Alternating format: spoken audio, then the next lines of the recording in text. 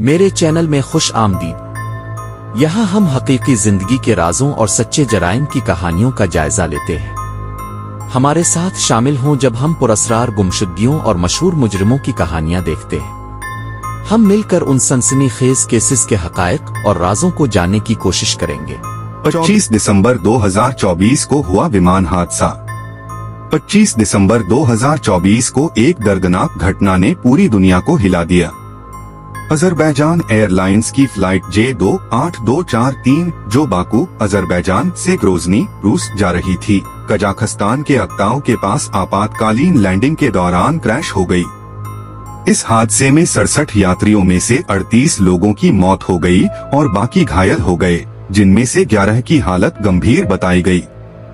यह विमान जो एम्ब्रेयर E190 AR मॉडल का था, बाकू के हैदर अलीयेव इंटरनेशनल एयरपोर्ट से 62 यात्रियों और 5 क्रू मेंबर्स के साथ उड़ा। शुरुआत में यह सफर सामान्य लग रहा था, लेकिन ग्रोजनी पहुंचने पर घने कोहरे और खराब दृश्यता के कारण पायलट को फ्लाइट का रूट बदलना पड़ा। इसके बाद अक्ताऊ कजाकिस्तान को वैकल्पिक लैंडिंग साइट के रूप में चुना गया। रूट बदलने के दौरान विमान ने 7700 स्क्वाक कोड भेजा, जो किसी बड़ी समस्या का संकेत है।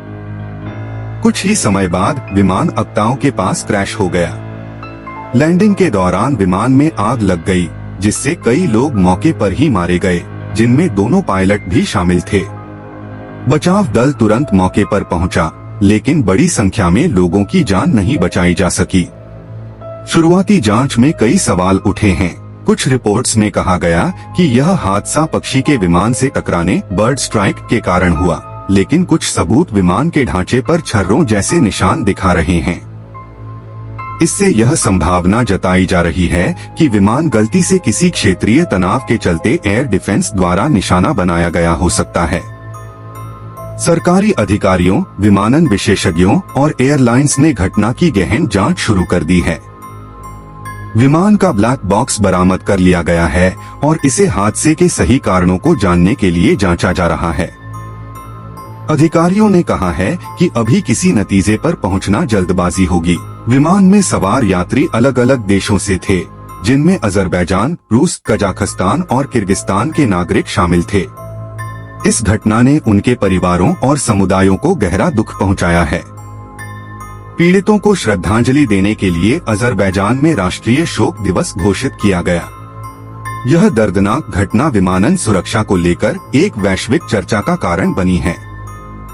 यह हमें हवाई यात्रा के जोखिमों और चुनौतियों की याद दिलाती है। हमारी संवेदनाएं और प्रार्थनाएं इस कठिन समय में पीड़ितों और उनके परिवारों के साथ हैं। Story intriguing.